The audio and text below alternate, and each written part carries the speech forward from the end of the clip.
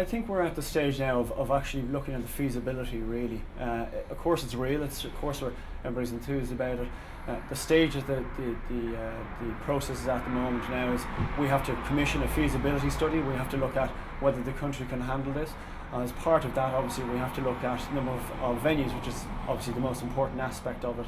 And to that level, when the government asked were we interested in hosting a tournament and looking at the tournament, we said obviously we need stadiums, we need support from the government, and we need support from the GA.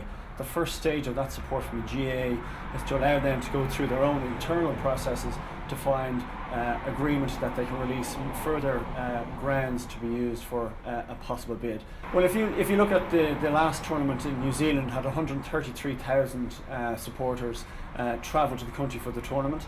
And if you look at England, which is in 2015, they're looking at an estimate of 375,000. So if you look at that from an Irish perspective with the numbers of stadiums and size, we would see somewhere in between 225,000 people visiting the country possibly.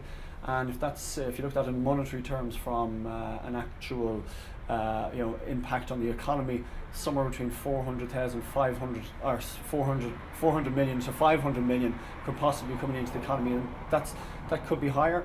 So really that's where we're looking at. The feasibility study and economic impact study on that end will actually help us develop those figures a bit further, but that's certainly what we're looking at the moment.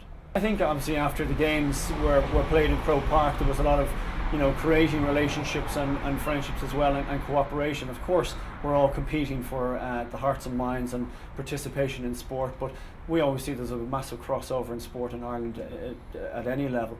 And certainly during our time in Croke Park, which was incredibly enjoyable, and some great successful moments there as well, which people won't ever forget. Certainly I think there's been great relationships brought up and fostered over the period of time. There's a lot of commonality in sports and challenges facing sport in Ireland, especially in these straitened economic times. So I think there's a lot of goodwill and obviously a lot of cooperation that goes on behind the scenes on other matters. So yeah, I think it's a different time, a different place. And as I said, obviously we respect that the GA have to make a decision and their stakeholders have to make a decision in regards to the availability of the stadiums. But certainly I think we've certainly crossed and in a different period of time than we were before we went into Croke Park.